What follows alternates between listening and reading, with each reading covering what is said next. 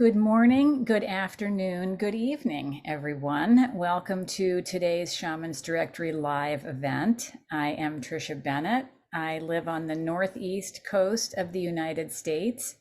I am one of the founding members of Shaman's Directory, and it is my honor to be your host today for this event.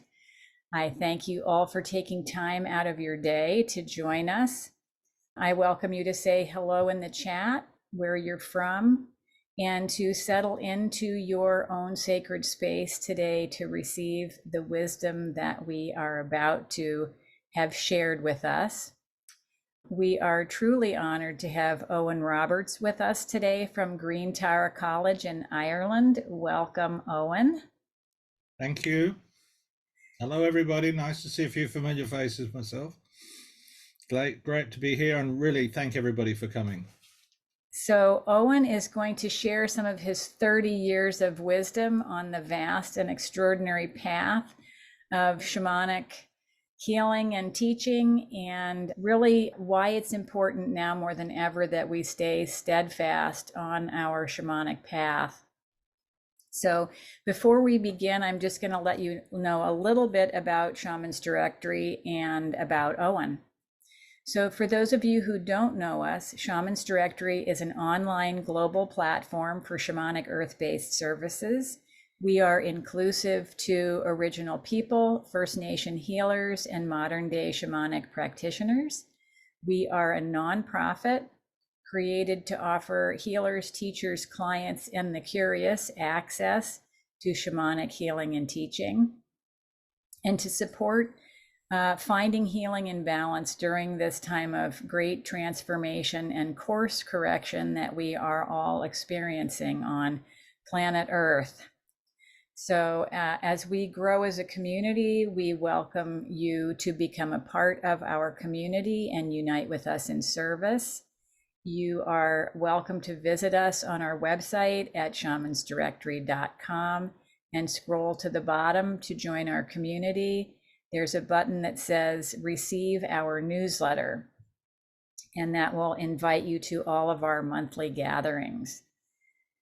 So let me let you know a little bit about Owen. Owen is of Welsh origins, and he now lives in Ireland. Owen trained in psychic studies since the age of 17. He has studied tarot, Hermeticism, Kabbalah, astrology, Jungian psychoanalysis, psychology, and shamanism. He studied psychic healing for 2 years in London at the College of Psychic Studies and Western occultism with the Servants of Light, which traces its origins back to the Golden Dawn. Owen has developed and teaches an in-depth one-year course in professional tarot reading, which combines traditional Western occultism with shamanism. He also teaches Jungian psychology and the I Ching. Owen is a graduate of the Four Winds Society School of Energy Medicine and has studied under the Peruvian Paco Don Sebastian Apaza for 8 years, receiving the 3 lightning initiations, which qualify him as a Paco in Don Sebastian's tradition of Peru. Owen teaches shamanism from introductory to advanced levels on Zoom with students from around the world, and has been authorized by the Pacos in Peru to initiate students in the Andean tradition. Seeking to be a true bridge between the Andes and the West, Owen continues to study under senior Pacos and to bring their profound wisdom to the West. So Owen, we are delighted to have you with us, and the stage is yours. Thank you very much. That was very nice. So what I'm going to do, folks, is I'm going to give you a talk about why I think shamanism can be central and pivotal in helping us address the climate crisis. I'm not going to try to convince you there is a climate crisis. I'm not going to try and convince you to do anything in particular. I'm going to go to more of a shamanic dimension to that. And I'm going to give you a few practical exercises, some of which you may be familiar with, which I think can work to bring somebody to a better state of harmony with the natural environment, whether they're on a shamanic training path or not. These are designed specifically to be very, very simple things. So I'm assuming that most of the people here have some familiarity with shamanism. I'm terrified that some of you are real experts, way beyond me. Um, but I'll do my best with what I've got.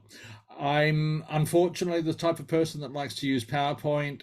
So I'm going to be putting up PowerPoint slides. I like to keep things loose and open. So if you want to ask questions, please either put the reaction button up, your hand, and then as soon as I'm finished my thought, we'll discuss it. I'm not really good at watching the chat while I'm talking, and I've got PowerPoint going and stuff like that. So there's a good chance that if you just throw a question into the chat, I won't actually notice. So I'd ask you to just hit the reaction button, put your hand up, and then, as I said, as soon as I finish my thought, I'll ask you to what your question is. I prefer it if you can. I know people don't like to interrupt, and sometimes Zoom's a bit intimidating, but I prefer it if you can just ask when it occurs to you. Otherwise, there's a danger that you're going to sit there for the next 30 minutes holding on to a question and being completely distracted. And certainly when we come to do the exercises, that'll be a real bummer. It'll get in the way. With that in mind, I'm going to call up my precious little PowerPoints on which I'm dependent, and I'm going to share them out as soon as I find the right buttons and make sure I don't hit the wrong ones. There we go. Okay. So I'm just going. Trisha's given me a better introduction than I could do, but I'm just going to give you a brief background to myself. I think she's covered most of it anyway. I'm then just going to talk about my central ideas, and then I'm going to have a look at how we can apply those. So one of the things I'm going to talk about is aspects of shamanism that I think are related to the human interaction with the environment. So I'm going to talk a little bit about what some aspects of shamanism are in my view, but I'm not intending to give you like an overview of shamanism. And I should say that it's such a wide field. I mean, it's literally thousands of practices from all over the world that I'm not sure that anybody can give you an objective, accurate overview of the entire set of practices. I mean, I don't think anybody's in a position to have even looked at them all. So what I'm giving you, and I honestly think that's what just about anybody can do, is give you a very personal interpretation based on my experience. I've read a couple of books on shamanism, but to be honest, it's not really a book learning tradition. So what I try to do in my teaching and in my personal shamanic practice is work purely from what I have learned from other people or from my own spirit guides, which is a central part of shamanism. So it's very much my personal understanding. So a little bit of background to me. I've put all the pickies up of all the major influences that are relevant to this. So as Tricia said, I'm one of the directors of Green Tara College. We specialize in professional training for people who are spiritual or complementary practitioners. So people who are doing Reiki, reflexology, sports massage, shamanism, tarot, and various therapeutic things. We run a professional development course for people who are already qualified psychotherapists, adding Jung to it, and so on. So it's very much focused on practitioner training. We're not offering people healing paths or personal development paths. We're designed for what we call complementary and spiritual therapists. I also have a number of degrees in Western academia, and one of the ones that's been surprisingly useful to me was a degree I did in Catholic theology at the Pontifical University. And I assure you, I'm not a Catholic, I'm not even a Christian, but the opportunity was there, and I actually picked up quite a lot from some of the metaphysics behind Catholic law and so on. So that will come up in which might surprise you in some of what I'm going to talk about. And then I finished that off by doing a PhD. It's a philosophical PhD, but it was done in computer science and it specializes in artificial intelligence. I started when I was 17 studying Western occultism and Western spirituality. I started as a tarot reader. That led me to the metaphysics behind the tarot, which led me to Western occultism, which led me to the Kabbalah, which led me to Carl Jung, which led me to study psychology and other bits and pieces along the way. As well as that, I was spending in a Tibetan Buddhist ashram, so I did a lot of Tibetan Buddhism there and yoga and a lot of transcendental meditation. So that's my original background. And then after about 15 years of that, I started studying shamanism. I found it much more effective for me in terms of my own personal development and the skills that it taught me and so on. At the time, I was living in Australia, so I studied under a guy by the name of Black Bear Harvey. He's the second from the top on the right, who was a professional didgeridoo player from Colorado. Originally a tuba player in a couple of orchestras there, went to Australia to learn didgeridoo and was initiated as an elder into one of the tribes in the Northern Territory on the basis of his didgeridoo's playing skills, and was chosen by that tribe to be a bridge to bring their teachings out into the Western world. There was a big movement in the late 80s in a lot of indigenous shamanic cultures where they were receiving guidance from their spirit guides to start bringing their teaching out to the Western world. And in a lot of the cultures, it was quite controversial because, as one Aboriginal guy said to me, why would we want to give our greatest treasures to the people that have been oppressing and destroying us for centuries? So, but studied for 3 years with him, then moved to London, studied at the London College of Psychic Studies in psychic healing, and along the way encountered the Four Winds and Alberto Villoldo's shamanic training path, and spent 5 or 6 years with them, and then through their connections went on to study under Don Sebastian Apaza Sulki, who's the guy on the top.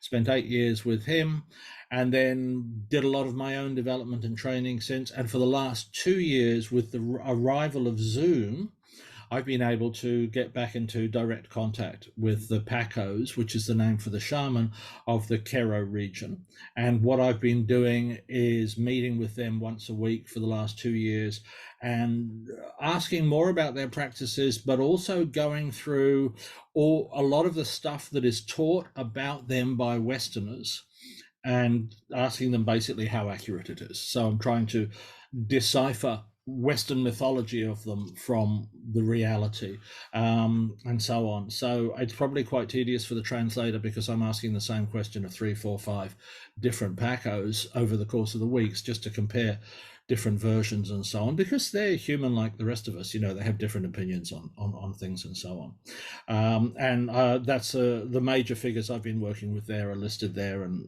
their pictures are up and down, everything and so on. So that's me in a background. What I'm trying to do is take solid Western techniques from occultism, a solid Western intellectual understanding, and fuse that with those parts of traditional shamanic practices that do fit. Some of the stuff is unique to the culture and it just wouldn't be appropriate, but a lot of it I think we can draw value from. Sometimes the practices, but particularly the way of thinking and the language, and I'll talk about the importance of language in this as well. So a little bit more about my indigenous connections. I follow what's called the Paco Nan. This is Quechuan. This is the language of the Quero people. The Quechuan are the original inhabitants of the Inca Empire. They're one of the largest indigenous populations in Peru, Bolivia, that area. There's about 24 million of them in Peru.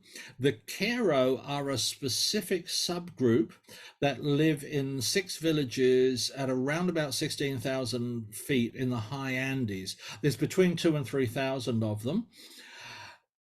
There are different stories told about where they came from and so on. So some people will tell you they've always been isolated and remote up there. Other people will tell you that they are the elders from the Inca Empire who fled the Spanish conquest to preserve the culture. So I asked them about this last Friday. Well, that was yesterday, wasn't it? So their story is they were the priests of the Inca Empire who retreated, basically exiled themselves from the Spanish conquistadors in order to preserve the culture. Nobody would, as they say, nobody would choose to live at this altitude. It's a hard, really hard life. They believe that they have spent the last 500 years preserving the Inca culture to the best of their ability. They're not claiming it's pure, but they have done their best to minimize outside influences. As of, I think, earlier this year, maybe late last year, this was recognized by the Peruvian government. They are now recognized as a cultural treasure, and as holding the cultural knowledge of the Inca Empire in its purest form possible under the circumstances. So they have a number of major elements within their religion. Like any shamanic practice, it is based heavily on its environment. So they're living in the high mountains. So their major spirit deities, the nature beings that they work with, are mountains, what they call apus, lakes and rivers, what they call nustas, because they live amongst these things. They use what we call a mesa or a misha. This is the medicine bundle. You can see this Quero Paco holding, and the clothes he is wearing are the traditional clothes of an Inca priest. That's what an Inca priest would have worn. And you can legitimately translate Paco as either shaman or priest. So they call their path the Paco Nan, which basically means path of the Paco. Nan is just Quechuan for road or path. Also, and I find this very interesting, they are really heavily focused on the importance of balancing the masculine and feminine. So for them, to be a true shaman, you have to be married to another shaman, like what they call a Unantine Paco. So they want, ideally, to go for treatment and to see ceremonies and so on done by a married couple who have trained and worked together. So just to give you an idea of where they're living, these are a couple of Quechuan Quero villages up there. As you can see, they're living in one-room huts. I haven't been up there, but apparently it's freezing all the time at the best of times. And when Westerners first started encountering them, it was a 5-day horseback ride up a river valley, followed by another 6 days on foot because the terrain was too rugged for even horses. So they really had no contact with the outside world until 1959, really none. They were discovered at the Coluriti Festival. The Coluriti Festival happens on Mount Alsangate once a year. It's a huge event in the Quechuan community. They get about 50,000 people turning up for it. Oscar Nunes del Prado was a Peruvian anthropologist out of Cuzco. This is about a 3-day trip it's a half-day trip in a car to the nearest village, and then it's a 3-day trek up the mountain to get there. But he was up there studying this, and he noticed these people who he recognized as being dressed in the original costume of the Inca Empire, which had been banned by the Spanish. So he got curious as to who they were. People said, well, these are the Kero. They're a bunch of guys that live around the other side of this mountain at this ridiculous altitude. He started studying them. His son, Juan Nunes del Prado, went on to study them in the 70s through to the late 80s, and then started introducing Westerners to their traditions. Juan still teaches today, but and most of the people who are teaching Quechuan shamanism, like Elizabeth Jenkins, Joan Parisi Wilcox, and Alberto Vallaldo, got their initial introductions to the Quechuan culture and the Quechuan shamanic tradition through Juan. So I'm drawing an awful lot of what I'm going to talk about from the training and the conversations I've had, and particularly what I think is of most value is some of the ways of thinking that they have within their culture. The Inca civilization was a shamanic civilization. The state religion, if you want to put it in that way, was purely shamanic. Now, that's not unique. Shinto, which is the national religion of Japan, is a purely shamanic religion. There are other major civilizations that have shamanic religions, though it tends to be fairly rare. So what I'm going to do is I'm going to identify some core elements that I'm going to then use as the basis for the rest of the discussion. So this is my understanding. Shamanism is not an intellectual tradition. It's a craft, if you want to put it into any sort of bracket. It's a set of skills. It's a way of doing things, and that way of doing things relies on a particular way of being. One of the things we teach when we're teaching people to start to encounter spirits and work in the spirit realms and build relationships and so on is spirits are much less interested in what you say, what comes out of your mouth, and much more interested in what's in your heart, in your soul. One of the ways I put it is if you imagine yourself in a spiritual domain, you've left this world and you're in the spirit realm, you don't have a body. For me to lie, I have to have a body. Because what I'm doing when I lie is I'm making certain sounds with my mouth that are different from what I'm thinking. But if I don't have a body, I can't do that. All I've got is what I'm thinking, and that's what I'm communicating with. So you can't do hypocrisy and lies and all of that sort of stuff in the spiritual interactions. They see how you are. And one of the things that we teach is the value of silence, of simply allowing yourself to be seen for what you are. And I think this is the essence in all shamanic skills, is how you hold yourself in relation to what you're doing, who you're working with, and so on. So as it says, it's a way of being, not a set of knowledge. Intellectual stuff doesn't help. And in a lot of cases, particularly for people from a Western style culture, intellectualization can get in the way. I also believe it's genetic. I believe that shamanism is our natural, genetically derived way of spirituality. In particular, I contrast shamanism with religion on the basis of writing. I think that what happens is when you start writing down sacred texts, they become locked. And so your perceptions, your personal spiritual experiences have to be slotted into the boxes created by the religion.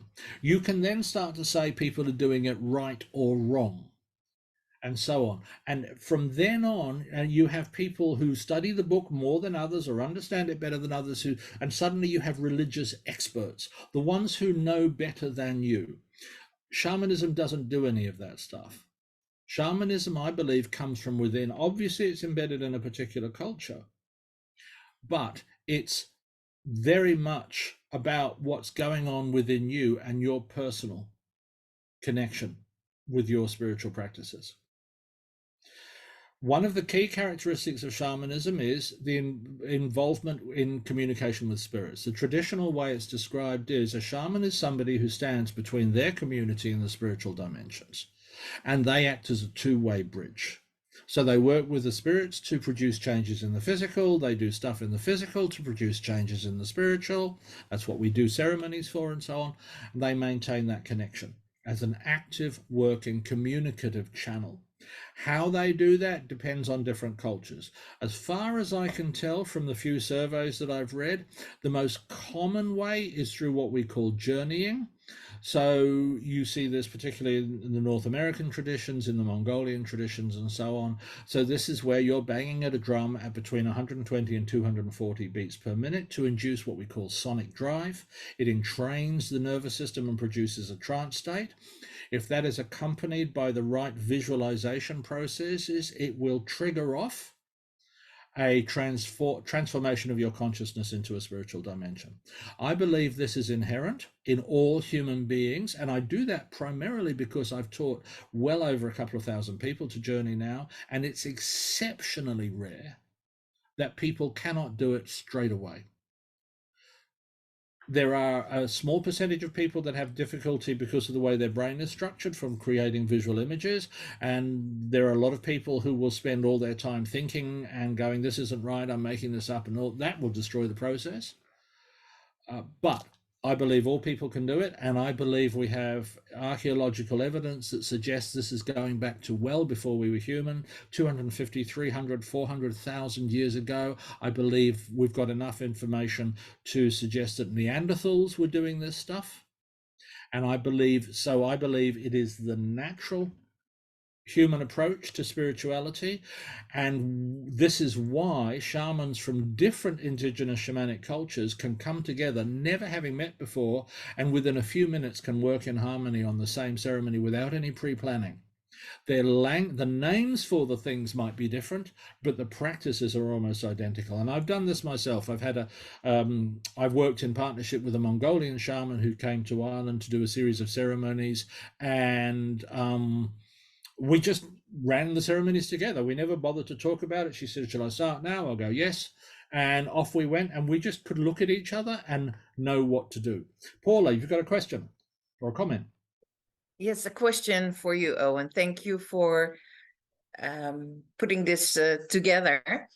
My question is, what is your take on if everybody can do it, why isn't everybody doing it? And it's a craft. You have to maintain it. You have to do it. But if if I visualize a group of Neanderthal in a cave, and mainly one person is doing the trance or the journeys, and the others can do it but won't. What's your take? Okay. Well, first, yeah, to modern civilization, of course. Okay, so there's lots of things that everybody can do but don't. Everybody can swim, but a lot of people don't, and that's also culturally influenced. So 150 years ago in Europe, nobody went to the beach. You didn't go to the beach to go swimming. No. That was considered unhealthy. There was a time everybody can wash, but there was a time in the Middle Ages when it was considered an extremely dangerous thing to do. James III, for example, would only take a bath once every 3 months, and only under the supervision of a doctor. It was considered that dangerous. So the culture everybody can learn to ride a bike, but not everybody does. Everybody can learn to speak other languages, but not everybody does. And I hope I'm not going to offend anybody to say we live in a culture with a religion that has gone out of its way to destroy our shamanic traditions. It's not part of what I'm talking about, but if you have a look at the ancient Greek and Roman religion with the gods, Zeus and Apollo and so on, if you actually have a look at the practices that they engaged in, which I have done, they're shamanic practices. So, for example, and they were wiped out by the Christians. What the Christians did was they couldn't say, you can't pray to these guys, they don't exist and it doesn't work, because people were believing they were getting active work.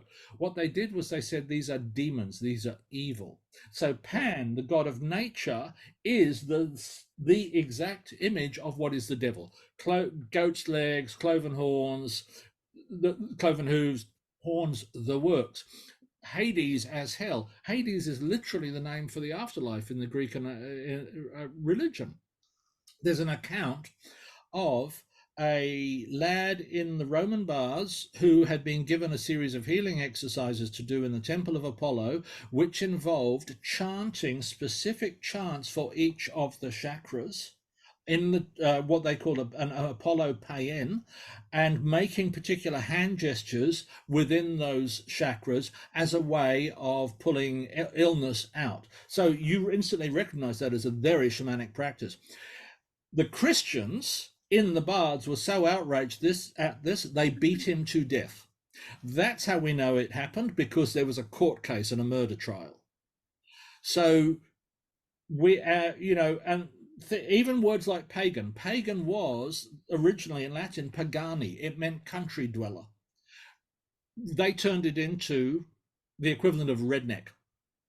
Mm-hmm. So we live in a culture, and this is one of the key elements I want to talk about today. We live in a culture that has historically actively gone out to destroy shamanic practice, and so a key part of shamanic training for somebody from and I'm going to use Western as a general term. I don't mean, only people from Europe or North America, but, the world today is dominated by a culture that's come out of the West.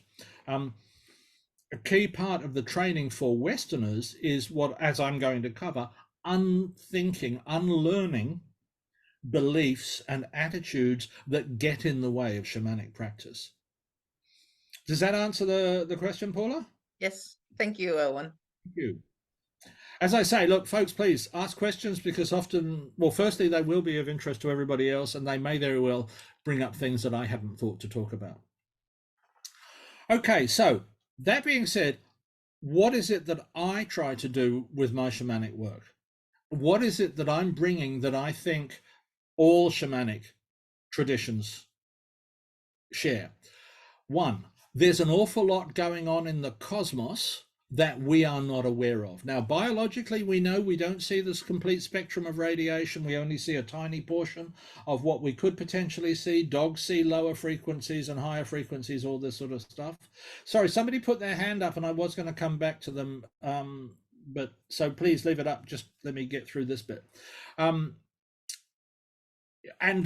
from a psychic point of view, from a spiritual point of view, and it's not unique to shamanism, there's an awful lot going on most people don't see. So that means most people are not seeing reality accurately. We believe in I think shamanism generally uses the idea that the entire cosmos is alive. The idea, we don't have this problem with what they call abiogenesis, which is how did non-living matter become living cells? What happened? Where did this life force come from? I don't believe in a life force. I believe everything's alive. All that happened was molecules became more and more complex until they turned into cells and stuff like that. But it's just a continuum. Everything is alive. Everything is conscious. Everything has spirit. As a result of which, there's no such thing as sacred space and profane space. Everything is sacred. The distinction between sacred and non-sacred in the world is false. I've found it most effective to regard all the spirit beings, which is now, because I'm going, everything is alive, everything is conscious. That means my trees, my grass, my mountains, my lakes, everything. They're all people. They just happen to be people who don't have human bodies. But I'm not I can't even pronounce it, anthropocentric or speciesist. I'm not going to look down on another living creature or another spirit or another mind just because it doesn't have a human body. That's no grounds to distinguish against it. In addition to which, and biology is coming more and more to this, the cosmos is an ecosystem. It's not a hierarchy. Christianity, if you think about it, is modeled on the Roman Empire. We have an emperor at the top called the Pope. Then we have bishops and vicars. Those were literally the titles in the Roman bureaucracy. We have dioceses. Those were the province organizations in the Roman Empire. A lot of the traditional robes worn by bishops and priests were the official dress of Roman officials. Christianity is a religion modeled on an imperial system, and it puts a hierarchy on top of things. And then what we do is we impose that model on the world around us. It's not a hierarchy, it's an ecosystem. Everything is interacting with everything else. Humans are not the center of creation. The universe, hundreds of billions of light years across, billions of years old, was not created for us. We're not what it's all about. The earth is special for us, but it's not like some people will teach that, you know, the center of the universe, the place where everything is going on and stuff like that. It's just one planet in one galaxy of billions of galaxies. Also, fundamental to shamanism is this idea that what we can't see can affect us, and what we can see can affect that non-visible reality. And I think there's also a lot of commonality in how people become a shaman, which I'm not going to go into because we're not talking about shamanic training. But what this does is, if you start looking at these attitudes and bringing them into daily life and so on, you get three real levels of involvement that you can have in shamanic work. So what I call a shamanic lifestyle. So this is just little things that everybody can do. They don't require any fancy training or personal development, spiritual development, psychic abilities and stuff like this. They're just practices that add shamanic elements to your life. So things like little ceremonies, little rituals, the way you treat other animals, the way you think of plants, the way you shop, stuff like this can all be influenced by stuff from shamanic traditions. I've already talked a little bit about thinking more shamanically. I'm not so special. I'm part of a bigger system. Things like this. And there are ways of acting, and I'll talk about those as well, that can be drawn from shamanic practices and shamanic cultures.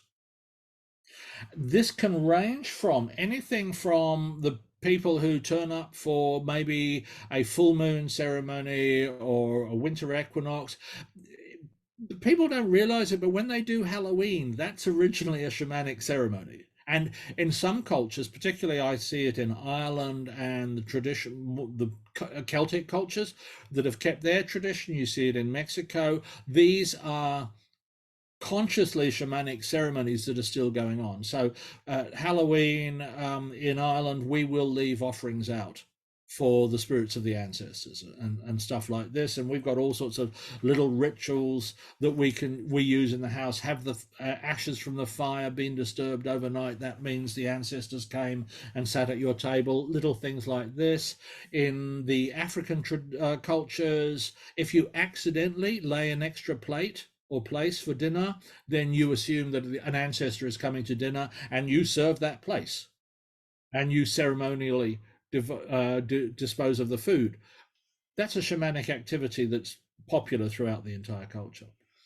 The next level of involvement after that, and we see a lot of this these days, is the incorporation of some shamanic techniques into another therapeutic practice. So I get a lot of people who are psychotherapists who are adding some shamanic practices to their psychotherapy. And you, at the other end, you have people who are pretty much mainly shaman, but they're bringing in something else. So I'll often use the tarot. I certainly use an awful lot of Jungian stuff, and I know others who are full-blown shaman but take the psychotherapeutic element, psychoanalysis and so on, very heavily into it. And then, of course, you've got people for whom shamanism is what they do, and so on. Diane, you had a question. Yes, hi. Thank you so much. This is wonderful to hear. I appreciate this information.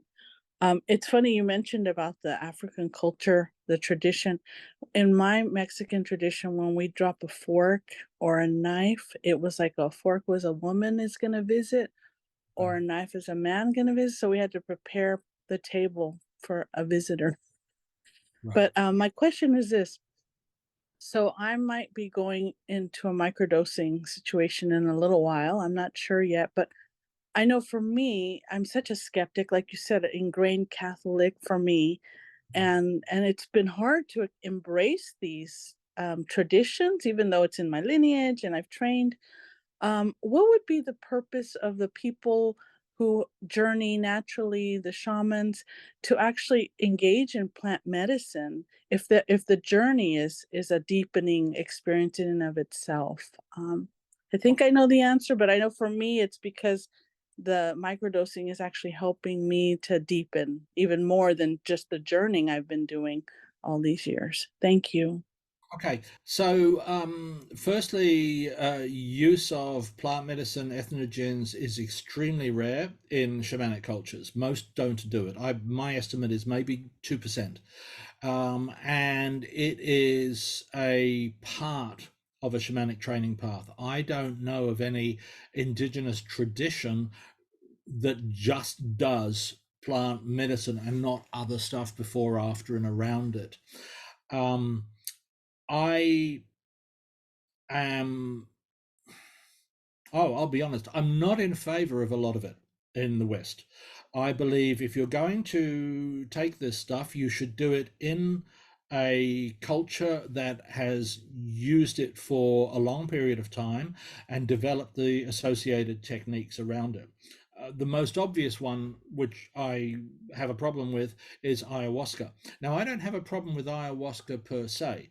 I really had no experience of it other than I had no desire to do it. But I started getting people coming to me for healing who had been damaged by it. And what I discovered was a clear pattern of Westerners taking it without proper training, without a proper environment, and being left damaged by it. In a lot of cases, being enslaved by it. Because, as one guy said to me, he said, I haven't been able to stop thinking about it every day for the last 10 years when I took it.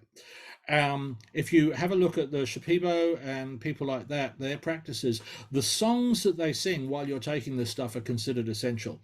Because the idea is the ayahuasca will bring psychic stuff up, initially fears and so on, and the songs pull it out of your energy field and clear you of it.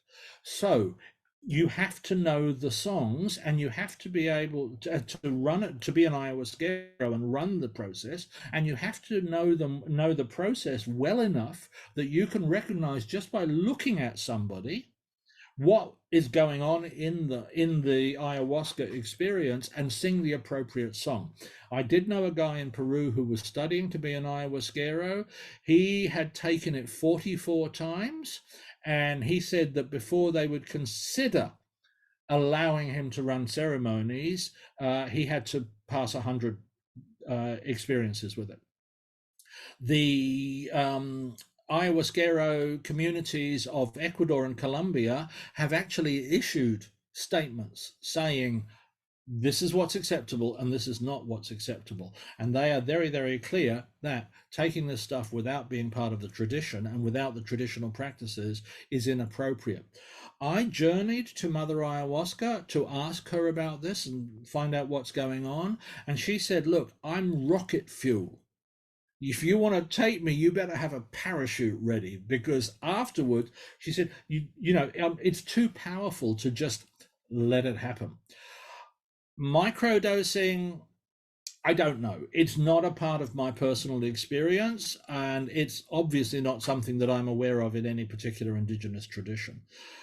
So that's I'm sorry, that's my opinion on it. I know it's not always popular. I've had a few people pull out of my classes over this sort of stuff, but I just think that the people who've spent centuries working with this stuff and have developed ridiculously long training programs that take 10 to 20 years and hundreds of songs and rituals and so on, they're not doing all that for no reason. They're doing it because they've learned how to do this stuff safely, and it's foolish for us to just discard their wisdom, their traditional wisdom.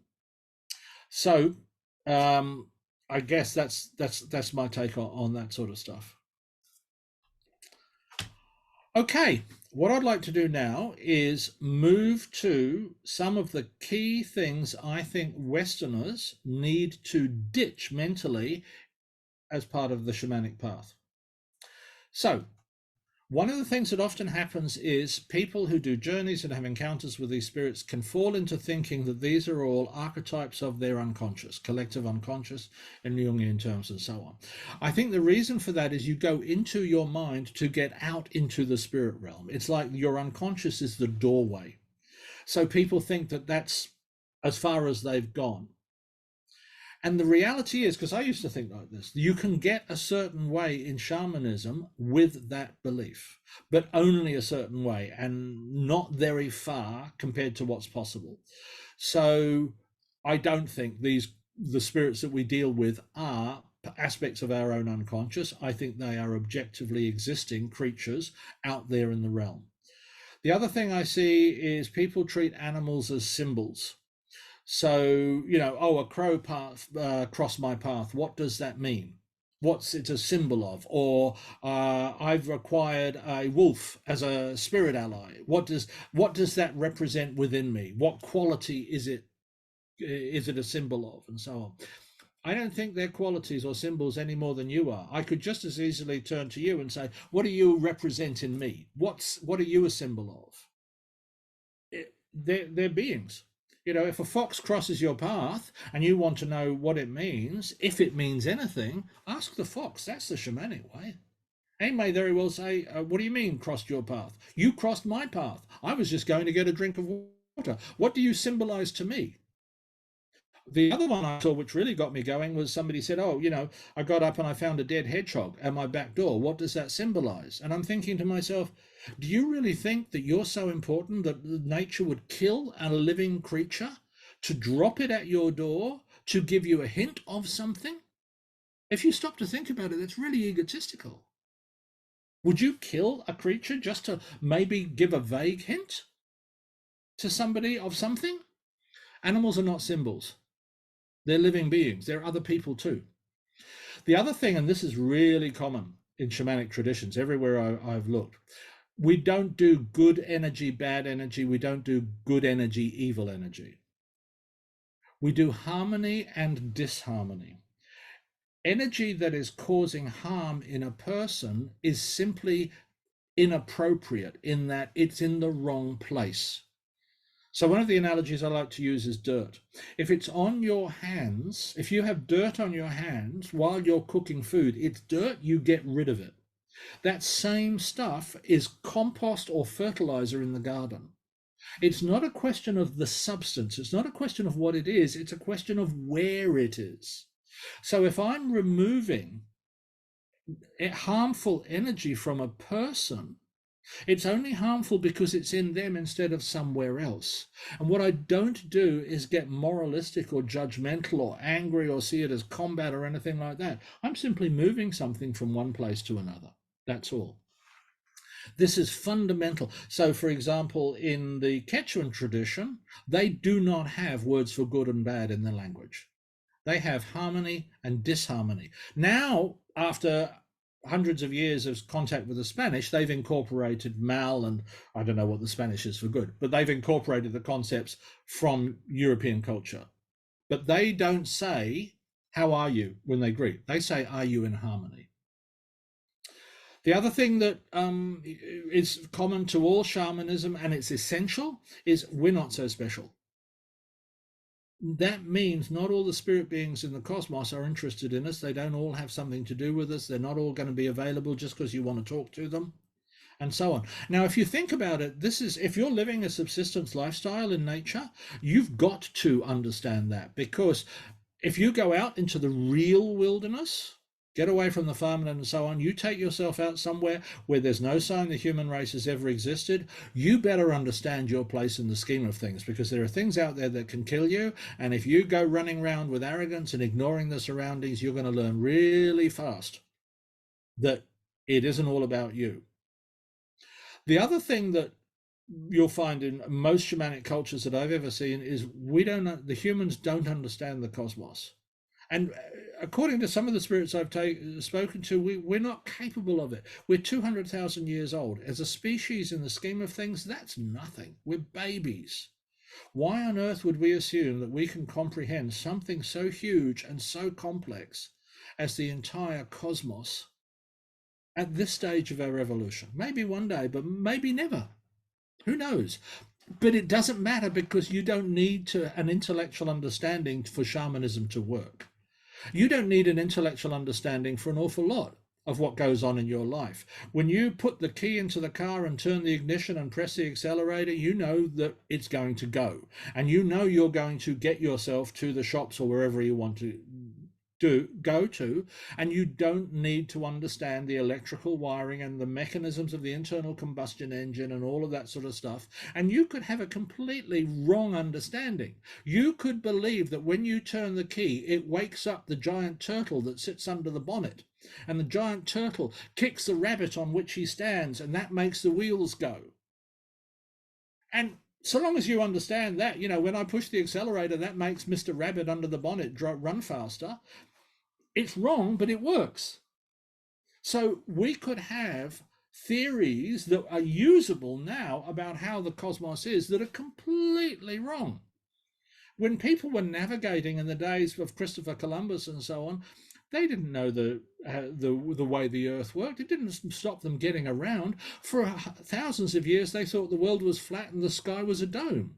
They were still able to navigate their way around the oceans perfectly reliably. And actually, their astronomy was really super accurate.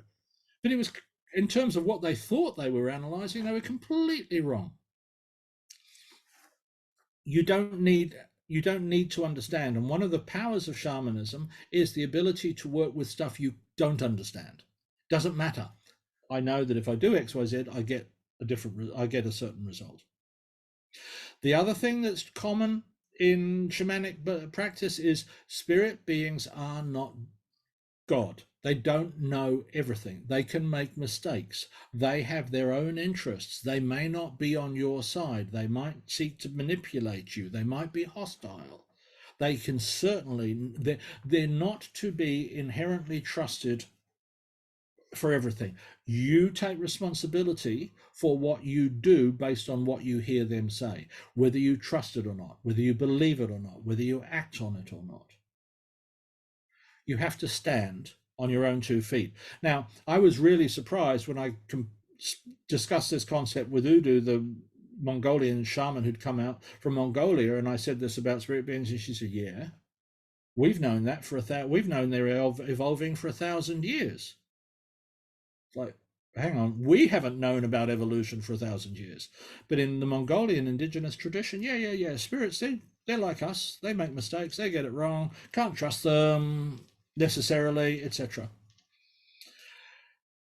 We have this thing that I'm going to go on about a little bit, that spirit and matter are different substances. It comes out of the Enlightenment. It comes out of Rene Descartes' meditations. There are reasons why he split that. But basically what it leads us to, this idea of what we call the ghost in the machine, that our mind is and our spirit is somehow some ephemeral material stuck inside a mechanical body that's just a piece of machinery. It's a disastrous way of thinking for any number of reasons. And because we're not separating off the spiritual dimension from the physical dimension, the spirit realm isn't elsewhere. It's here. It's around us. We just can't perceive it. It's a way of seeing, not another place. There's no geography out there for it. And I'm afraid to say that things like the idea of love and non-violence, they're not universal beliefs in the spiritual dimensions. Okay, so this is the really big one, this idea of dualism. Dualism is the idea that you have a non-material spiritual / mental substance, and you have a physical substance. It comes from Rene Descartes.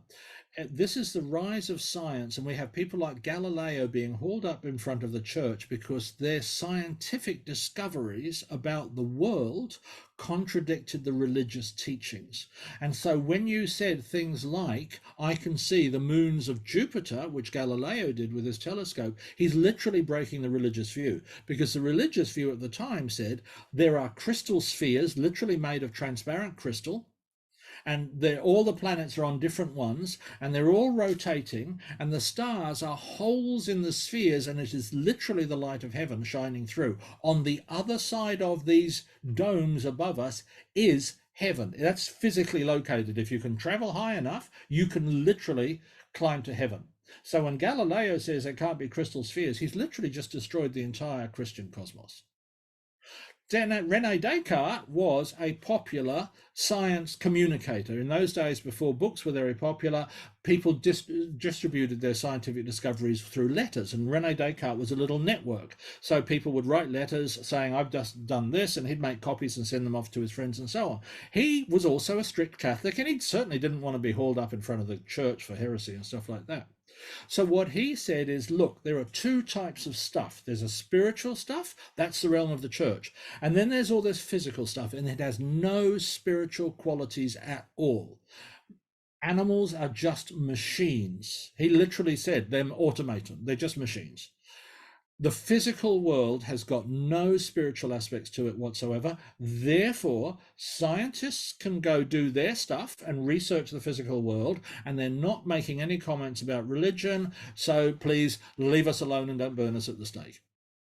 And we've carried that idea. That has been fundamental in our culture ever since.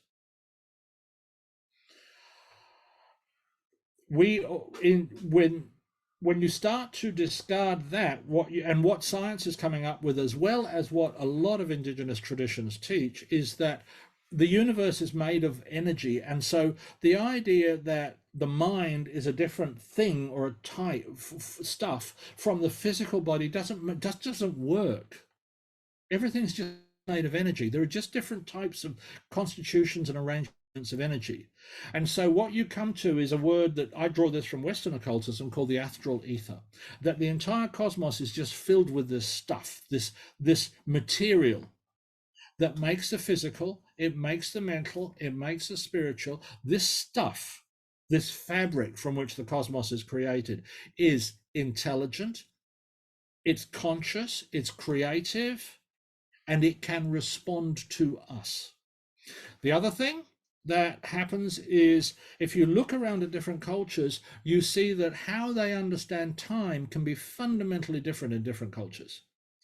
So, for example, in the Quechuan tradition, the future is behind you and the past is in front of you, because their way of thinking is you can see your past, you can't see your future. So the idea of walking into the future doesn't make any sense to them. It doesn't work in their culture. In the Aboriginal traditions of Australia, which don't have seasons because of the climate, there's no concept of time proceeding at all. It's a circular thing. You're just getting the same moment in time being repeated. Every year is just a repeat. Just, the Hopi have the same sort of tradition. What shamanism teaches you, once you get to the appropriate areas of development in it, is that you can shift time, you can speed it up, you can slow it down, you can go sideways in time, which is not something I can put into intellectual terms. It's something you have to experience. So our understanding of what time is largely brought about through our culture. The other thing that we've recently started to discover with brain studies of animals is they're running at different timescales. If you could see the world from the point of view of a dog, we would seem to be running in slow motion, because their brain cycles at a faster rate. A hummingbird's brain is cycling at 2,400 times faster than ours. So our perception of time is based on the way our brain is structured, not what's going on out there. And the universe is evolving. It started as an explosion, and everything's combining and forming more and more complex systems. What in philosophy is called process philosophy, in other areas is called systems theory, but it's not the individual particles that matter. It's the patterns. You think about your structure. Every atom in you will be replaced. Your cells will recycle. Your skin will be changed. All the cells in your skin will be completely different in 3 weeks. But you'll look the same. You'll still be the same person. It's not the material that matters, it's the pattern that is remaining. That's what we identify. So the universe is made of interconnecting patterns that are interacting with each other. One of the key things that we have to do in Western thinking is come to terms with what is technically in the West called the participation mystique. So this is originally a concept from an anthropologist, Levi Bruhl, in 1912, very much used by Carl Jung. What Levi Bruhl said is that primitive mind, which is a technical term he used, is not as evolved as the European mind. And it makes the mistake of thinking that part of the mind, the personal mind, is embedded in the physical world beyond. So in Levi Bruhl's way of thinking, this is an error that is caused by a mind that is not as evolved as a Westerner. Jung used the same concept, and he called it the primitive mind. So, for example, I might be talking to an Aboriginal who'll say something like, oh, my grandfather is that eagle over there. He's died now. He's now that eagle. And he doesn't mean that the eagle is representative or somehow or other the spirit's hanging around. He means my grandfather is now that bird sitting in the tree over there. Or a lot of shamanic work involves building very, very deep relationships with sacred objects. Those objects are part of you, and they may very well be part of the spirit beings that you're working with as well. So in anthropology and traditional psychology, this idea of the participation mystique, that we merge into our environment, is considered an error. In shamanism, it's not just considered accurate that we genuinely do merge into our environment. We don't have strict boundaries. If you think about all the descriptions of energy fields and auras and so on, they are surrounding the physical body. That includes your mind, your soul, your spirit, and every other way anybody wants to look at this stuff. So they're all saying the same thing. Your mind is around your body, not inside your skull.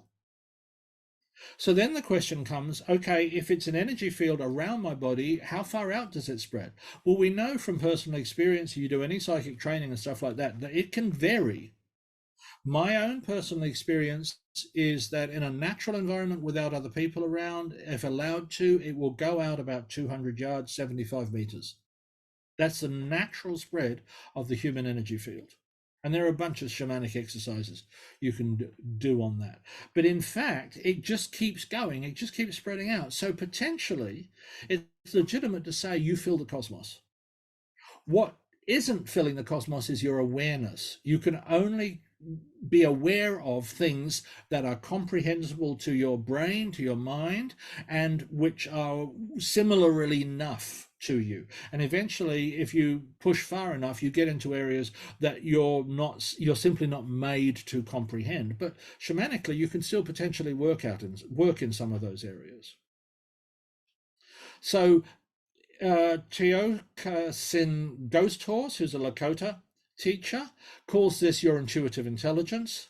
Mandawai Yunupingu, who was a major Aboriginal elder, called it your tribal voice. We have within us the ability to exercise the participation mystique, to start to step out into nature and feel that we are one with it. Not only that, I think the latest research around ecotherapy and so on is starting to show that having that awareness that you are part of nature and nature is part of you is actually necessary for psychological health. I believe it is an inherent aspect of a healthy human being. What this means is we can't confine our ethical and moral codes, as we have done, to human relationships. If you think about the 10 Commandments, you think about any moral code in a modern civilization, they're all about how humans shall treat humans. There's nothing in there about how to treat animals, plants, and the natural environment. This is starting to change with the rise of the legal concept of the natural person. So I've got a picture there of Mount Taranaki in New Zealand. This was one of the first places to be declared a natural person. So it's a mountain, it's a sacred mountain. It's actually one of my sacred mountains I work with as well. And what they did in New Zealand was they went, okay, we're going to give it the status and law of a person. The local tribe are the ambassadors between this person and the human race. But this mountain has rights. The idea of a natural personage is now starting to grow all over the place. I know there's a group in Florida that are trying to get the Everglades declared natural person.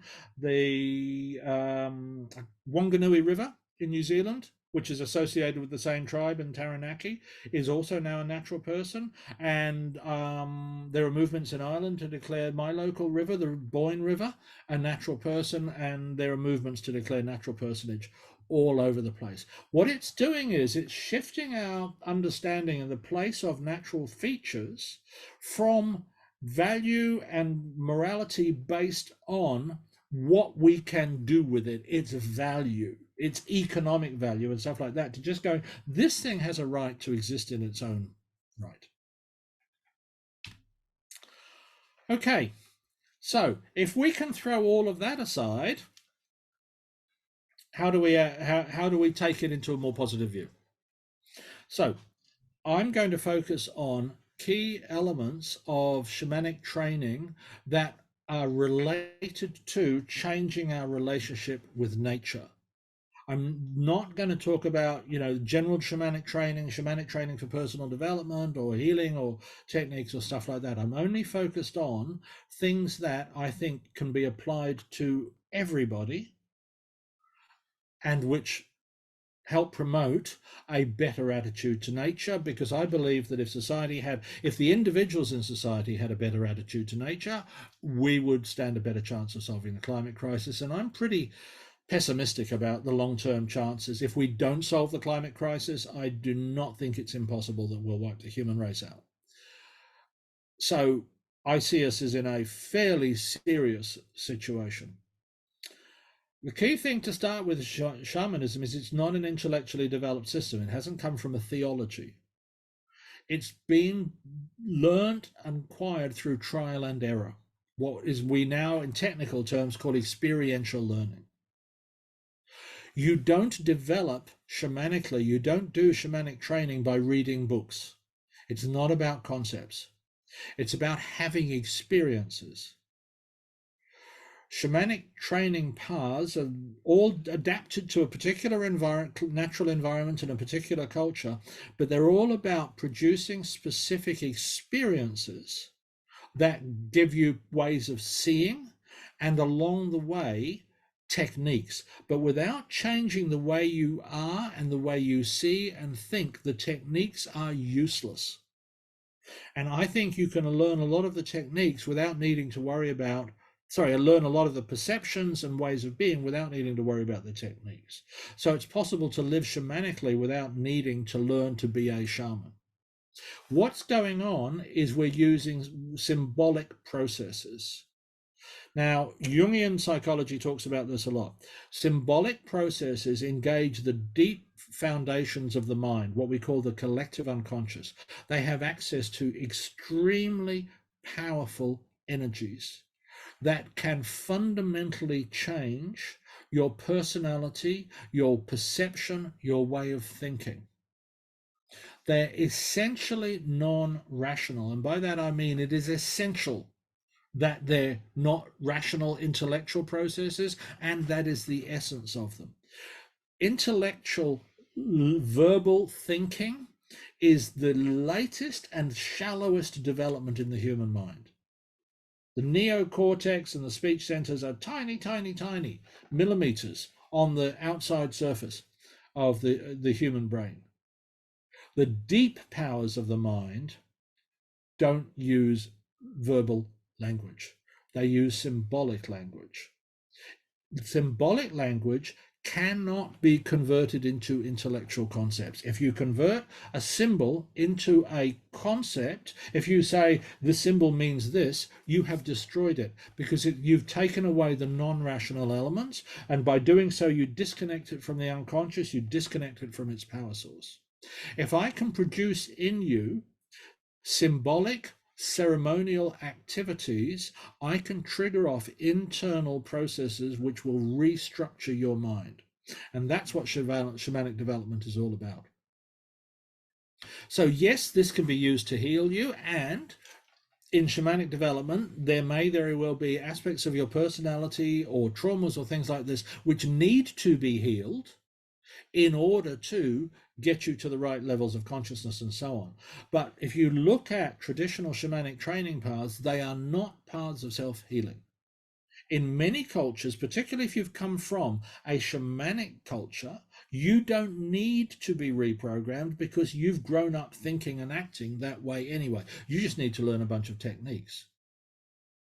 But I haven't seen any real emphasis on doing this for healing or stuff like that. If healing comes up, it's coming up as part of a larger program. It involves learning to communicate with nature, what we call nature beings. So trees, mountains, stars, anything you like, and learning to communicate with them. Now, in the Quechuan tradition, they believe that the majority of that work was done in previous generations. They don't think they've got the same level of connectivity, particularly with the Apus, which are the mountains. So when you ask them, why are you doing a certain thing that way, or where did you learn this from, or why don't you do that, it'll be because this was passed down by our grandfathers and our grandfathers' grandfathers. They were able to hold conversations with the mountains. We can't do that anymore, therefore we're following their practices. But at the same time, I know plenty of Pacos in Peru who are able to communicate, who've introduced new things as taught to them by spirit beings that are recognized as completely legitimate in the Paco culture. So, for example, Don Sebastian introduced the 3 lightning initiations, which, according to the other Q'ero, were lost when the Inca Empire collapsed. But when I've described what he does, they've gone, yeah, that's exactly as we understand it was done. Oh, great. Lightning taught him how to do it again. That's great. Perfectly acceptable. Thank you very much. We've recovered a part of our culture. So innovation is going on all the time through communication with spirit beings. These indigenous cultures are not static. They're people like us. They're going to innovate. They're going to change. They're going to take ideas from other places and so on. Key to the development is developing this sensitivity and awareness of yourself as one species amongst many, what we call an ecosystem, but learning to fit in. So what I call eco-accuracy is a key thing that anybody can do to improve their relationship with nature. And it's simply learning to walk out into a natural environment harmoniously. So just paying attention as you walk through the woods, not having your phone on or headphones or anything like that, not nattering to your friends and so on, just watching. If you stop to pay attention, and trust me, I had no training in any of this stuff, but if you just make an effort to pay attention, you can spot the paths that the animals have been using where the grass is laid down, or there's a circular gap in a hedge somewhere that's clear evidence that animals are going through backwards and forwards. It's very easy to learn to recognize fumants, where animal poo, that's a fox, that's a badger, etc., things like that. And to be blunt, you can tell how recently it was dropped there by the smell. So who's around you when you're out there? Which way are they going? What's happening? Are there areas over there where there's a lot of birds making noise? Is there something going on over there? Just paying attention. I spent a lot of time striving to try to walk without being noticed. If a fox walks through the forest, you don't hear, the birds don't all go silent. They just carry on. Why are they going silent when you walk through? You must be disrupting the atmosphere. It is perfectly possible to walk through a forest and not have any change in the birds or things like that. A large part of it is slowing down and paying attention so you know where your feet are going. You don't break branches to push them aside as you go through. You don't go running through with machetes. You adapt how you move. In the same way as if you're on a crowded New York street at rush hour in Manhattan, you don't go running around with an axe knocking people aside. You weave in and out. You can do the same thing in the woods. And ideally aim that there's no sign you've ever been there. That's being in harmony with your environment. And then learning a particular area, a particular nature spot, and really knowing it, building relationships with it. Simple stuff. It's not fancy to go, this tree, that's a tree I like to go and sit under. That's a calming place. There's a brook over there. That's a really good place to just go and sit in the sunshine. I don't go down there in the winter because it's all muddy and stuff like that. Building that sort of relationship, just learning, if there are berries growing there that you can eat, when's the best time to go and get them? Where do they reside? Stuff like that. Nothing fancy. It's simply a question of casting all the human cultural stuff aside and just walking out there, paying attention and consciously trying to fit in and become one of the crowd. And it's doable. So I've done experiments, for example, stand under a tree as still as possible and just wait. And just wait and wait and wait and wait and wait. And just slowly watch everything come back to normal. And you can do other exercises where you just try to merge yourself with the tree. Nothing fancy. I mean, I haven't been trained in techniques like this, but I've got it to the stage where I've had foxes literally run over my feet and not notice me by staying still for long enough. If you watch in any natural environment, if you stay absolutely motionless for long enough, it will all come back to life around you. So the only thing that is stopping you seeing nature happening live all around you is lack of patience. You just got to sit still for long enough. That's the only difference between walking through blindly and having the most amazing National Geographic level documentary is time, and not that much time, a few minutes. Studying the latest developments in biology, which are fundamentally changing how we understand what's going on in the environment. Forests are not a collection of individual trees.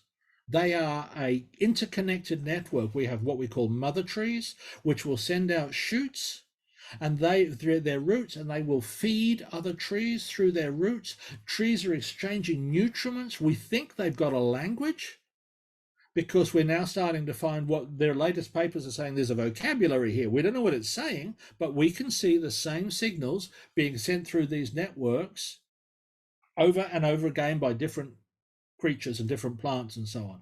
We have the fungal networks, which it turns out trees don't get a lot of their nutriments themselves. They merge into fungal networks that do an exchange of nutriments and pass things around. I'm afraid it's like Avatar. There is an intelligent network sitting in the soil, which we've only just started to discover. So learning the latest steps in biology is a key part of understanding what is going on. When you go into a forest, you are going into an interconnected working community. You are not going into a bunch of individuals. And if you think about it from an evolutionary point of view, it's much better for a forest to work together to keep everybody alive than fight amongst each other. Nature is not full-time competition. Cooperation between species is actually a bigger part. So, key to this, we've got to decentralize ourselves. And really, the climate crisis is a sign that humans are weaker than we think. We cannot run around on this planet doing whatever we like. In addition to which, one of the things shamanism teaches is if you go abusing the spirits and thinking you're arrogant and stuff like that, they will slap you down. I don't know a single shaman that hasn't been rendered really seriously ill on their path by not taking spirits seriously enough. This is my way of taking it. So I take this from Thomas Aquinas, who was the 12th century, 13th century Christian theologian who came up with the idea of natural law, that there is an order embedded in the fabric of the cosmos. That's how God wanted the world to be. So natural law theory simply says our laws need to copy that. This is where we get the idea of human rights and so on. This is how we can say you may have been obeying the laws of your government, but there are higher or more important laws that you should have followed. So if you think that through, and you don't have to be a Christian to take it, my way of looking at it is that the way the cosmos is structured is the way God commanded it to be. And I'm talking Old Testament God. If you break natural laws, you will be punished. So as I've got this example, natural law says you have to breathe every few seconds. You've got to take air in, take it out. That's the natural law. If you don't do it, you will be punished. It's a capital offense and there's no excuse. You can't go, I had a good reason for not breathing. No, don't breathe, die. Jump off a building, gravity, the law of gravity says you will be punished by dying. In the Old Testament, Sodom and Gomorrah, places like the Noah's flood, the entire community is punished for breaking God's laws, including the innocent, including the babies. That's the reality of the laws of the ecosystem. If a few members of the human community really seriously break the laws of environmental sustainability, everybody dies. Doesn't matter how good or nice your intentions were, doesn't matter how ecologically you lived. If the society can't produce what it needs to survive, you're going to go down with everybody else. A better way of looking at it is what is a concept that the Kero bring in called reciprocity or Aini. And it's really just a recognition that the world is a constant interchange between different parts and different systems. And all we're doing is saying, and there's a moral component to that. That's how it should be. So what we're saying is really, we morally are obliged to fit into our environment. And I think the concept of harmony is really, really powerful here. Because if I'm in harmony with myself internally and I'm in harmony with my external environment, really, I don't have anything else to worry about. I'm in harmony. Everything else will sort each other out. So, as I say, the Kero, when they greet each other, do not say, how are you? They say, are you in harmony? If you're in harmony, everything's fine. So, there are elements of shamanism that we can use for the planetary development. And as I say, it's not about becoming a healer or a therapist or using it for personal development. It's seeing yourself as part of a bigger living system. So these are quotes from different shamanic people that I've worked with. I and my world are one. The earth is my mother. There's the Navajo Nightway song, the clouds are my, the wind am I. This one really struck me. This came from one of the Kero. Each breath is an exchange of love with Mother Earth. She gives us oxygen to breathe. We give her carbon dioxide for the plants to breathe. It's a constant exchange of loving gifts. It's a reciprocity. That's the way the universe is built. So, as I said, people need to build personal connections with nature. They need to learn to sit still, look and listen. Make friends, find a tree, make friends with a tree. Not for any reason, just because it's a good thing to do. You don't go and visit your friends because you want something from them. If you do only visit them because you want something from them, you don't remain welcome forever. Recognize that there are other people who aren't human, but they're still people. And I really like the concept of the Ayu, which is something we don't have in the West, but it's a Quechuan concept. So if I'm a farmer, my family, my animals and my land are all part of my Ayu. It's a special community. I'm a community with my pets. I'm a community with my objects. We all share an existence together. Extend the idea of family beyond the humans that you're genetically connected to. This one really threw me. This is Don Ricardo Apaza Flores, who I was talking to a couple of weeks ago. I was learning from them how they handle death. And we got to, how do you handle suicide? And we don't have suicide. It's unknown in our culture. because suicide is caused by people having too much hoochah, which is their name for heavy energy, energy that should be removed from you and placed anywhere, somewhere else. How come? And so it's like, okay, how come you guys don't have hoochah? Because soul retrieval, and I'm sure you're familiar with the idea that a part of your soul breaks off when you're traumatized, is universal in their culture. Everybody does it all the time. So as soon as the birth is over, the child gets soul retrieval for the birth trauma, the mother gets soul retrieval for the giving birth. If a kid falls over in the playground and skins his knee, soul retrieval. And I said, where do they learn soul retrieval? And he's going, everybody's seeing it happen all the time. When you feel good enough and ready, you just start doing it. So 9-year-old kids will be doing soul retrieval on each other. These people don't have psychological traumas. It's a part of their culture.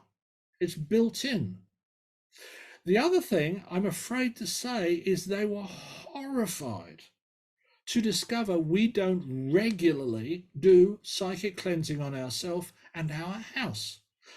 And this is a Shinto photograph of a Shinto house. From their perspective, we're filthy. We never wash. You have a look at the Lakota practices for saging. Once a day, ideally, once a week minimum.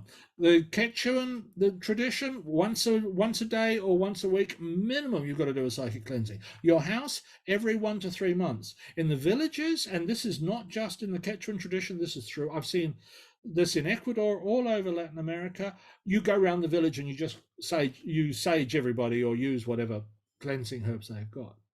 Regular psychic cleansing. From their perspective, we are a very backward, dirty culture. They were shocked that we weren't doing it. It's like, how can you not wash? Okay, what I'm trying to promote is the idea of what I'm calling a warden of the earth. This is what we need.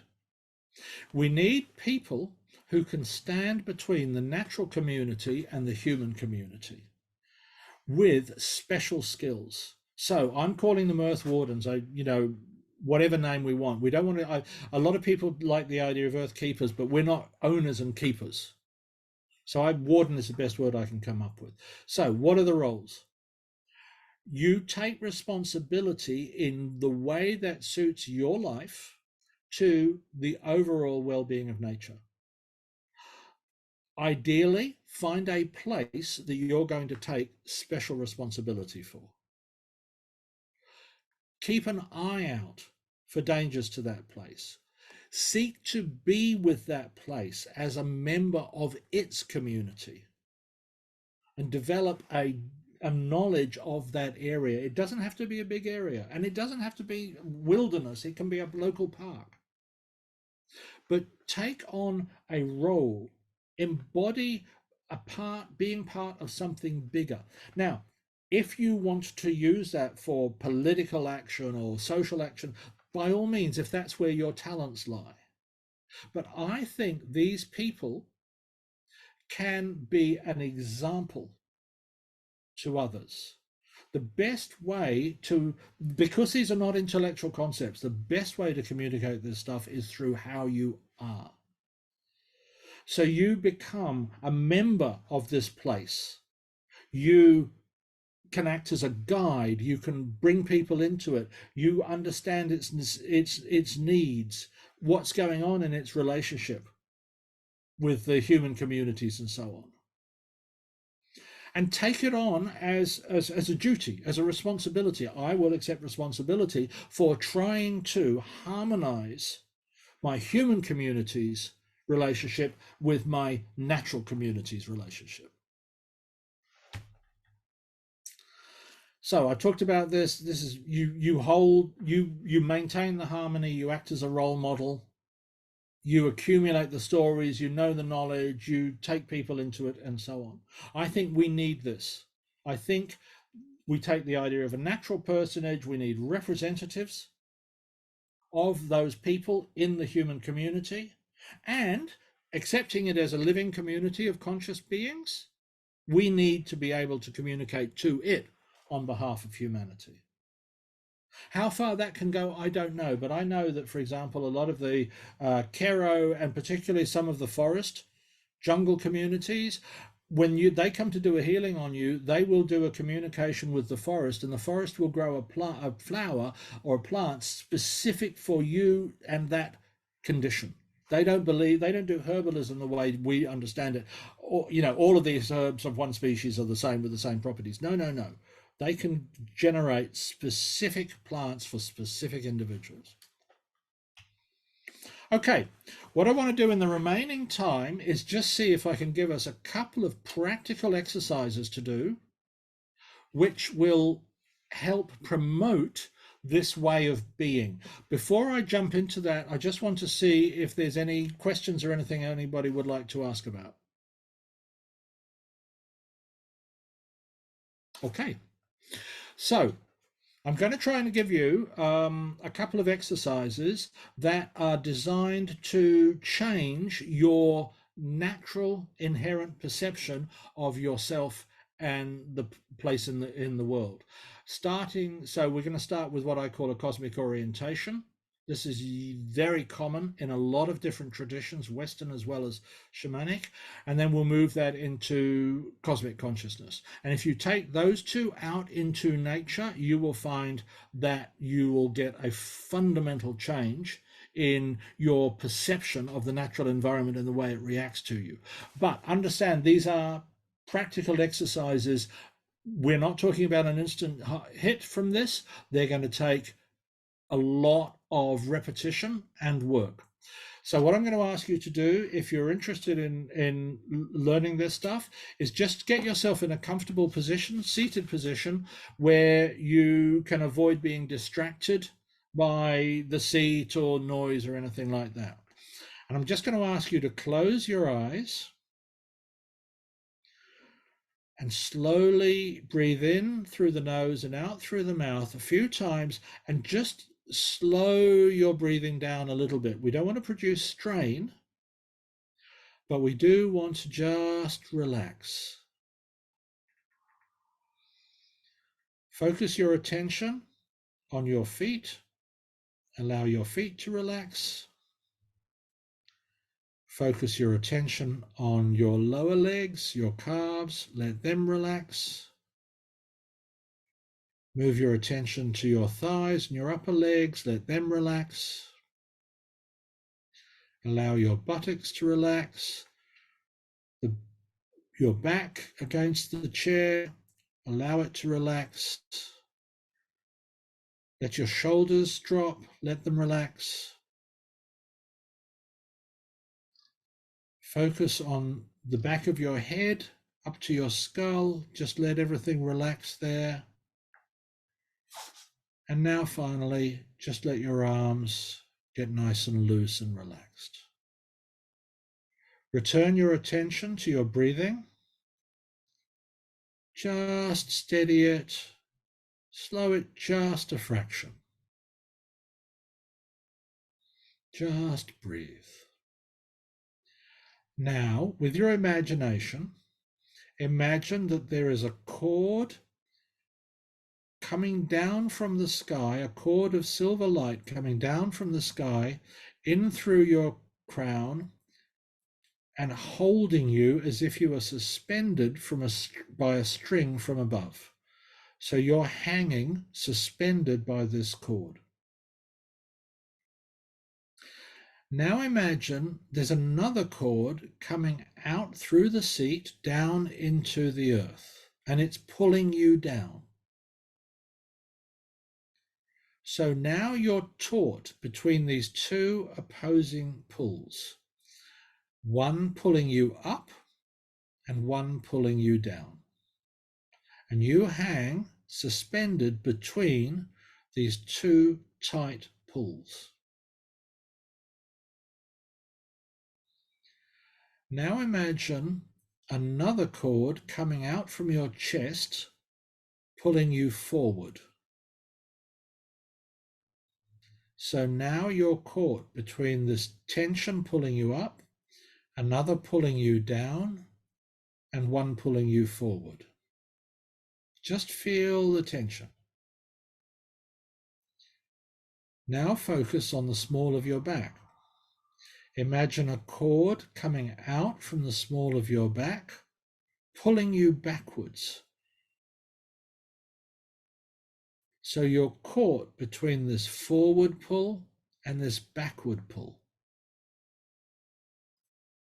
So now you're held taut between these four opposing pulls, being pulled up, being pulled down, being pulled forward, being pulled backward, and you sit suspended between these four opposing forces.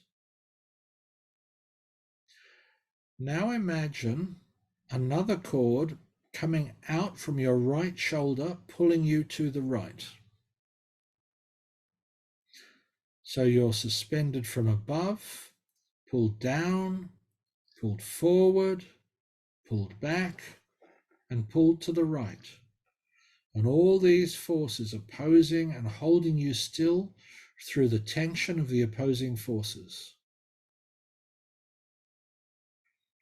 And now finally, imagine a cord coming out from your chest through your left shoulder, pulling you to the left.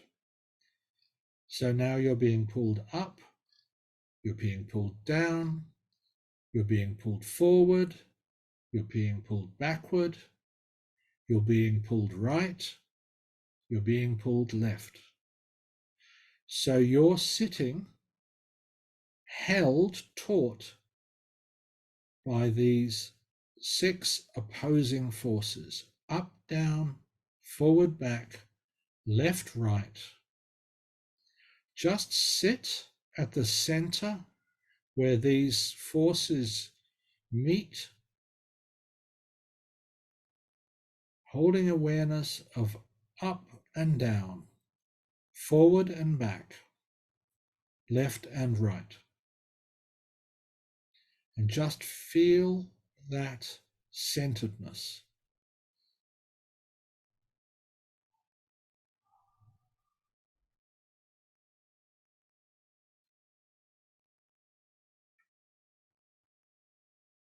Now, in your imagination, imagine you are looking up at the full moon. There's the moon glowing in the sky above you. You can see the white, the grey, the craters. She hangs still, silent and silvery in the sky.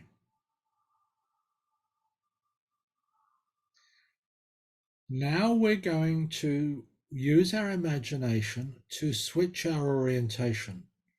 Hold the image of the moon in your mind, but imagine that the world is above it, that you are actually upside down, sitting pinned to the earth, looking down at the moon. So you are above the moon, you are suspended, held in place on the earth.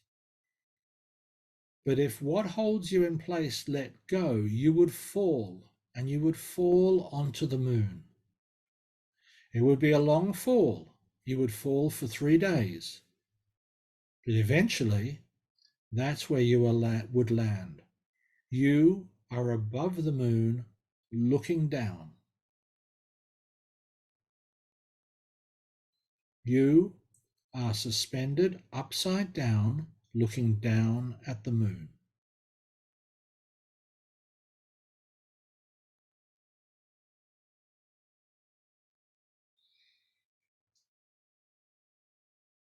Okay, that's it. When you're ready, just bring your attention back here and I'll explain how to use those.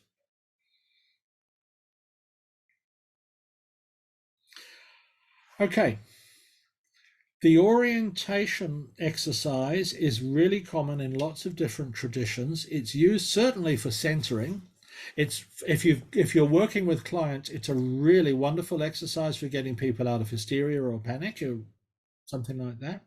But it's really powerful if you go and sit out in nature, put your back to a tree and do it. And just hold that sense of orientation.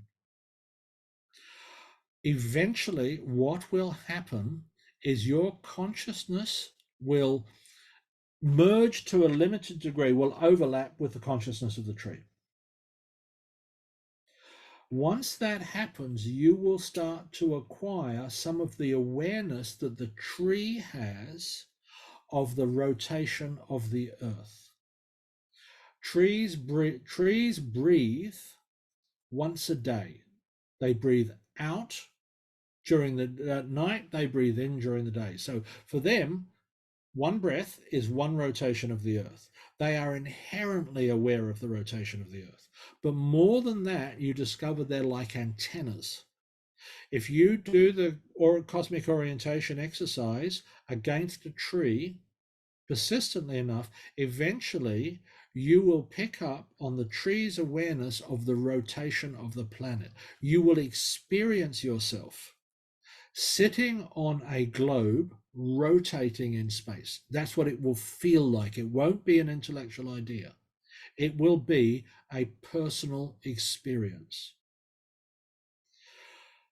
It pairs with the moon exercise. Now that one takes time, and ideally it should be done by looking at the moon. But if you keep going out and looking at the moon and imagine that it is a place down below and you are high above it, but you could fall onto it. It's not remote in that sense. You could get there. It's like you're on a super high mountain looking down at a super deep valley. But what happens is, if you do it often enough for long enough, you stop seeing it as a thing in the sky and it starts to look and feel like another place. Just exactly as if you were standing on a mountain looking at a valley. When you get to look at the moon and see it as another place like this place, your understanding, your perception, your feeling for this planet fundamentally shifts. Combine it with the sense of orientation, the rotation of the planet. Now you really experience and feel like you are standing on a globe, rotating through space. There are other spaces, other places out there. You're no longer on the center of the universe looking up at objects in the sky. You're now just one person on one place, and there's another place over there. The moon's just the nearest place. It's our next door neighbor. It's a long way away at our scale, but it's just another place. And realistically, that's accurate. Now you're seeing things the way they really are. If you take those two states of awareness out into nature and then sit there and be still, you are now in harmony with all the beings out there, because my understanding from my experiences is they all think like that all the time anyway, because it's the accurate truth. It's only the humans that are ignorant. And as soon as you make that shift, unbelievable pathways and doors open up in terms of what you can do and how you can interact with nature, which will be unique to you and your environment and the times and all of that sort of stuff. But the point is, these exercises can be acquired by anybody. And when you talk to professional astronomers, a lot of them think that way anyway. They've spent so much time looking at this stuff, that's how they're thinking. It doesn't require special shamanic training. It doesn't require any special religious belief. But it will fundamentally change how you feel about the earth and your place in it and the earth's place in the cosmos.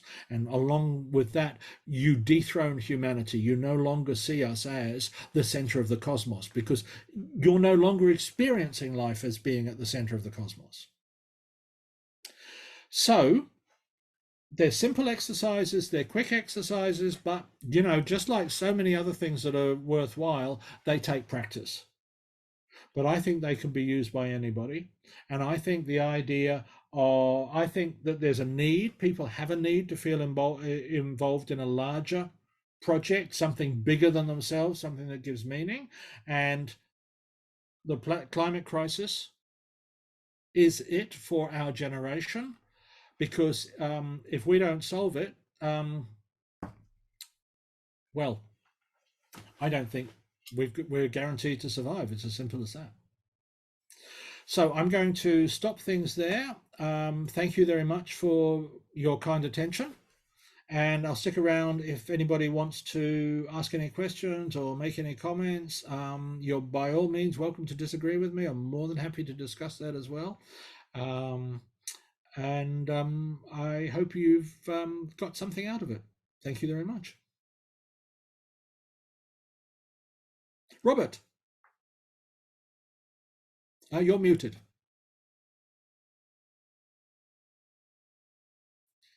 You're still muted. I don't think I can unmute you. No, all I can do is say, can you please? There we go. Hooray! It's been my practice for about the last year to breathe with my plants and breathe with the trees and see them as my plants, Right. not just earth plants. They're my plants because my Right. breath, their breath are the same thing. Right. So that's what the Quechuan would call your Ayu. They're part of your extended multi-species family. Yes, they are. And I feel myself as part of the cosmos as a result of it. Right. I also do it when I do grace with meals. I breathe with the plants around my plate. I send my connection out to the people who are growing those plants, out to the light of the sun and moon, out to our creator. Right. So I feel in the same way. That's a sacrament to me. Yeah, it is. I agree. And a part of it, it's not a sacrament in the sense that you're adding something special. It's a sacrament in that it always was a sacrament, but most people don't recognize it. Exactly. It's such a wonderful energy to be a part of that. Beautiful, beautiful, beautiful. Yeah, and I think what a lot of modern psychology is teaching, if we didn't know it before, was that attitude is necessary for psychic health, for personal mental health. That was one of Jung's key messages. For that, I recommend Modern Man in Search of a Soul, his one of his early works, and particularly the chapter on what's happened as a lack of as spirituality as a general practice has become considered less legitimate and more optional. And one of the things that upset a lot of people about Jung was he said spirituality is a necessary, healthy function in the mind. You can't be psychologically healthy unless you have a spiritual dimension in your life. Thank you. Oh, thanks, Tricia. Yep. One of that book fundamentally changed my life when I read it. Really did. So yeah. Is there anything else anybody wants to offer or ask? I will do my best to unmute people if anyone else would like to share.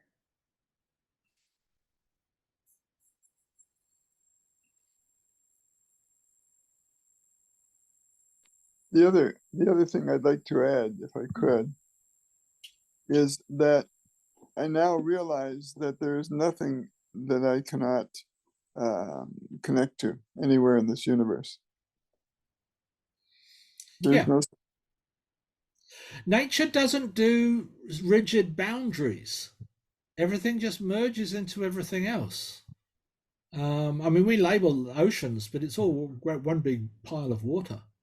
You know, the boundaries, the strict boundaries, are a human invention. Yes. So is time. So is time. So is the sense that. So is the sense that we have a day and night. There's no day and night. It's a continuous flow of energy. Yeah. Yeah, absolutely. There are perceptions. Sorry, Diane. Yes, thank you. I'm still in my pajamas. That's okay. But this is wonderful. Thank you. I was just wondering if you could share any of the, I mean, you know, with obviously this newer, I guess, sorry, my brain, this war that we're facing every day in the news that's escalated even more.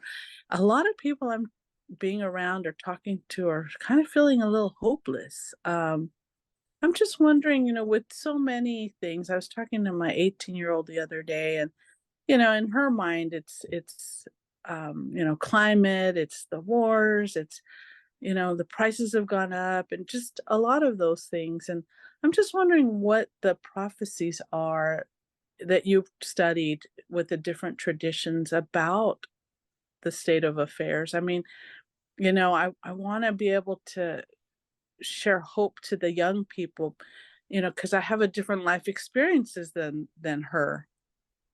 So I don't know if I'm making any sense. You do. I haven't you. studied prophecies. What I can do is tell you that the Kero have changed a lot of their traditional practices because their perception is that the earth is angry and what badly polluted. So a number of their cleansing rituals involve using, you go and stand in a river and they'll wash you down in particular ways, or a lake and stuff like that. What they had to add in about 1990, I think, was when you take the water into the bowl before you put it over the person from the lake or the river, you have to apologize to Mother Earth, because the energy of the waters has become bitter.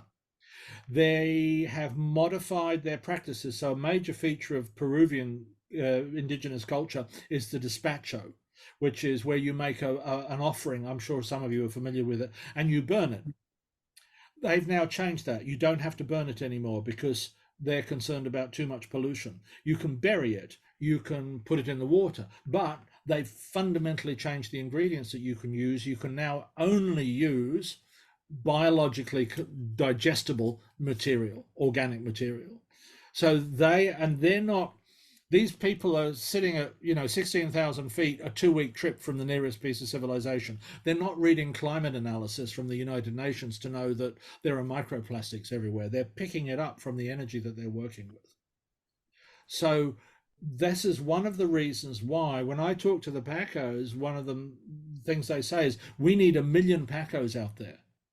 We need a portion of society to have this awareness, because we've got to shift the whole human race. And the only way they think that's going to happen is we start with the mindset of the individual in the society. A recent survey looked at people's attitude to taking steps to avoid the climate crisis. Most people are more than happy with the government doing this and doing that and stuff like that. When it comes to what would you be prepared to change in your lifestyle, it's a totally different story. Are you prepared to give up cars to save the planet? 9% of the population are prepared to give their cars up. Most people, no, I won't. People are not prepared to change their attitudes and their lifestyle to do what is necessary. And I think dumping it all on the individual in terms of don't fly and stuff like that is a big con, because there are actually 80% of the world's pollution is produced by 75 companies. So, but they've managed to push it on to everybody else. But the reality is, we cannot afford to have the level of physical possessions that we have. The planet can't cope. Okay.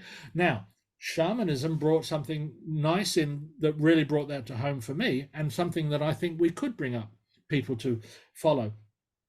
If everything is alive, everything has a mind.